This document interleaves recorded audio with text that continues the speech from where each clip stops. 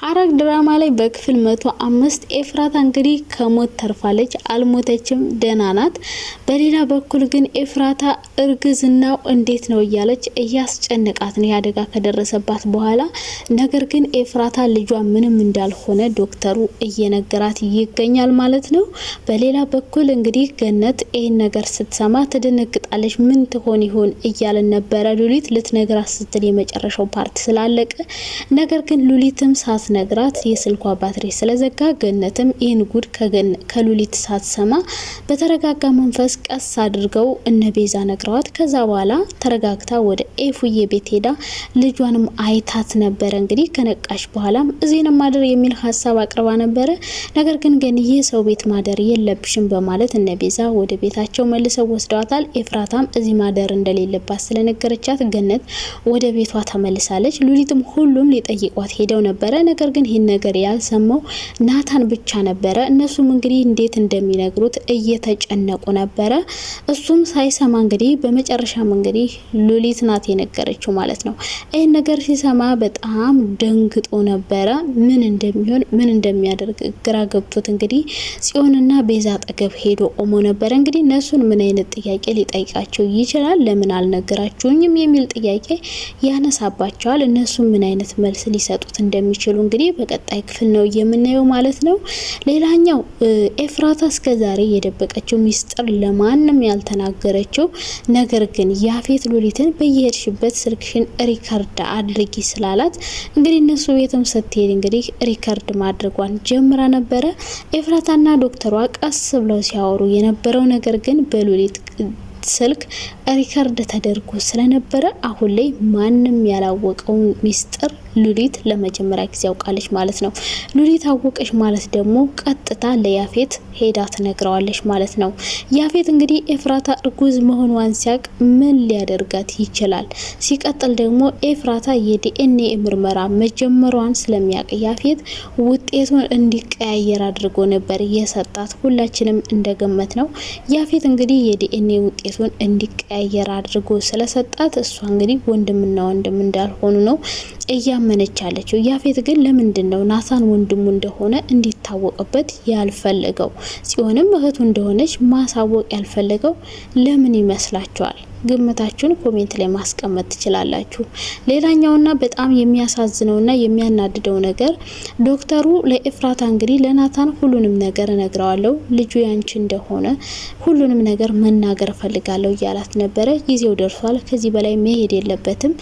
አሁን ይሄኔ ከባድ አደጋ ደርሶብሽ ቢሆን ኖሮ ልጁ ህይወቱ ያልፍ ነበር፣ ወይም ደግሞ ናታን ሳይሰማ ልጁን ሊያጣው ነበር እያለ እንግዲህ ለኤፍራታ ምክር ቢጤም እየለገሳት ነበር። እሷ ግን በጭራሽ መስማት እንደሌለበት ነው ለዶክተሩ ስትነግረው ነበር። ይሄን ሁሉ ነገር ግን ሉሊት ሰምታለች። ሁሉንም ነገር ከዚህ በኋላ ለያፌት ትነግረዋለች ማለት ነው። ያፌት እንግዲህ ልጁ የሱ እንዳልሆነ ነው የሚያውቀው ከዚህ በኋላ። ምክንያቱም ኤፍራታና ዶክተሯ ሲያወሩ ስለነበረ አሁን ላይ ያፌት ልጁ የሱ እንዳልሆነ በግልጽ ያውቃል ማለት ነው። ናታንና ዶክተሩ እንግዲህ ሊገናኙ ቀጠሮ ይዘው ተቀጣጥረው እንደነበረ እንግዲህ ለናታን ስልክ እየደወለለት ነበረ ዶክተሩ ናታንን ሊያገኘው። ነገር ግን የናታንን ስልክ ያፌት ጠልፎት ስለነበረ በደንብ እየተከታተለው ስለነበረ ዶክተሩን አሁን ላይ ናታን ሲፈልገው ከቆየ በኋላ ወደ ቤት ተመልሷል። ዶክተሩን ሳያገኘው በጣም ተናዶ ነበረ። ሰላም ውዴ ቻናል ቤተሰቦች እንዴት ናችሁ? ደህና ናችሁ? እኔ በጣም ደህና ነኝ፣ እግዚአብሔር ይመስገን። ለቻናል አዲስ ከሆናችሁ ላይክ፣ ሼር፣ ሰብስክራይብ አድርጉ።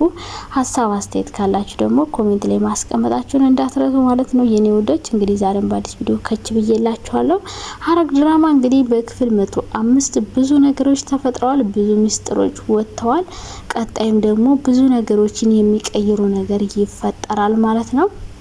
ክፍል 106 ላይ ደግሞ ምን ይፈጠራል? እስከዛሬ ድረስ እንግዲህ በሐረግ ድራማ የሰሩት ወንጀለኞች የወንጀላቸው ልክ ምንም አይነት ቅጣት ሳያገኙ ኤፍራታም እስካሁኑ ድረስ እየተሰቃየች አንድም ቀን ደስታዋን ሳናየው ከናታን ጋርም ያለውን ነገር አንድ ቀን በሰላም ተመልሰው ሳናያቸው እንግዲህ እዚህ ደርሷል ማለት ነው። ከዚህ በኋላስ የሚያጠፉ ወንጀለኞች በህግ ቁጥጥር ስር ውለው ዋጋቸውን ያገኛሉ ወይስ ደግሞ እነሱ እንዲሁ ስራቸውን እንደሰሩ ምንም ፍትህ ሳያገኙ የሚለቀቁ ይመስላችኋል? ኤፍራታና ናታንስ መቼ ነው ደስታቸው የሚመለሰው? ወይስ ደግሞ እንደዚህ እንዳዘኑና እንደተከዙ እንደተራራቁ የሚለያዩ ይመስላችኋል? እንግዲህ ናታን ዶክተሩን ሊያገኘው እየሄደ ነበረ። ዶክተሩ እውነቱን ለናታን ሁሉንም ነገር ሊነግረው ነበረ። ነገር ግን በጣም በሚያሳዝን ሁኔታ ናታን ሲፈልገው ካመሸ በኋላ ስላላገኘው ወደ ቤቱ ተመልሷል። ያፌትም እንዲሁ ዶክተሩን እየፈለገው ነበረ። ምክንያቱም የኤፍራታና ዲኤንኤ ያስመረመረችው የያፌትና የናታንን ቀይሮ ስለነበረ እሱን ለማስረዳት ዶክተሩን ለማግኘት እየፈለገው ነበረ። ምክንያቱም ዶክተሩ ስላወቀባቸው ይህ ነገር ከባድ ወንጀል ስለሆነ ቅጣት ሊያስቀጣቸው ስለሚችል ይህ ነገር ከዶክተሩ ጋር ተገናኝቶ ማስተካከል ስለነበረበት እሱን ሊያገኘው እየሄደ ነበረ። እንግዲህ ዶክተሩ የናታን ስልክ ነው ብሎ እየደወለለት ይገኛል ማለት ነው ለያፌት። አሁን ላይ ማታ ነው፣ ጨለማ ነው። እንግዲህ ናታንን አገኘው ብሎ ዶክተሩ ምናልባት ያፌትን አግኝቶት ሁሉንም ሚስጥር ለናታን ተናገርኩ ብሎ ለያፌት ሊነግረው ይችላል ማለት ነው። አሁን ላይ ኤፍራታ በህመሟ ላይ ሌላ ህመም ይጨመርባታል ማለት ነው። ዶክተሩ እንግዲህ ለናታን ሊነግረው የፈለገው ናታንም ሊሰማው የቋቋውን ነገር ሳይሰማው ወደ ቤት ተመልሷል። ያፌት ግን ሰውየውን አግኝቼዋለሁ እያለ ነበረ። ሰው ናታን ዶክተሩን ካገኘው ምናልባት ሁሉንም ሚስጥር ናታን ነው ብሎ ለያፌት ሊነግረው ይችላል። ያፌት ግን ሄደው ይሄን ነገር ለመስማት ሳይሆን የዲኤንኤ ውጤቱን ስላቀየረው ምረት እንዲያደርግለትና ጉቦ ለመስጠት ነው ይሄን ዶክተር ሊያገኘው የሄደው ማለት ነው። ነገር ግን ዶክተሩ ባይነግረውም አሁን የኤፍራታ ሚስጥር በአደባባይ ወጥቷል ማለት ነው። አንደኛ ነገር ሉሊት ሪከርድ ያደረገችውን ነገር ለያፌት ልትነግረው ስልክ እየደወለችለት ነበር። ነገር ግን ስልኩ ስለማይሰራ በጊዜው ልትነግረው አልቻለችም። ግን ወዲያው በጊዜው ባይሰራም ከጊዜ በኋላ ትነግረዋለች ማለት ነው። ያፌት እንግዲህ አንድ ትልቅ መረጃ አገኘ ማለት ነው። ሌላኛው ቤዛና ጽዮን ናቸው። በጣም አዝነውና ተስፋ ቆርጠው እያለቀሱ ነበረ። ለናታን ይህን ነገር እንዴት እንደሚነግሩት እየተመካከሩ ነበረ። ነገር ግን ይህን እየተመካከሩ እያለ ለናታን ሉሊት ነግራው ነበረ። ናታን ደግሞ ከውጭ ሲመጣ በጣም ተናዶ ነበር። የተናደደው ደግሞ ዶክተሩ እዚህ ቦታ ነኝ እያለው እሱ የሚለው ቦታ ግን ስላላገኘው በጣም ተናዶ ነበር ወደ ቤት የገባው። እንደዚህ ተናዶ ወደ ቤት ሲገባ ሉሊት እንግዲህ የተናደደው የኤፍራታን መገጨት ሰምቶ ይሆናል ብላ እንግዲህ አንዳንድ ጥያቄዎችን ስጠይቅለት ምንም እንዳልሰማ የሚያስመስል ነገር ስላየችበት እሷም እንግዲህ እውነቱን ነግረዋለች ማለት ነው። ይህን ሲሰማ ናታን ድርቅ ነበረ ያለው። እንግዲህ ናታን ወደ ኤፍራታ ቤት እየበረረ ይሄዳል ሁሉንም ነገር ትቶት፣ ወይስ ደግሞ ሀዘኑን ሁሉ ነገር ቻል አድርጎት ስራውን የሚቀጥል ይመስላችኋል? ይህንን ነገር በቀጣይ ክፍል የምናየው ነው የሚሆነው ማለት ነው። ሌላኛው አቤል ነው። አቤል እንግዲህ ሁሉም ሄደው በተለይ ጽዮንንና ቢንያምን እያየ እየተቃጠለ እየተንጨረጨረ ነበረ። ምክንያቱም እዛ ቤት ሄደው ጽዮንና ቢንያም ተቃቅፎ ነበር አንድ ላይ የቆሙት። ይህን ነገር ሲያይ በጣም እየተናደደ ነበረ ልጁ ማለት ነው።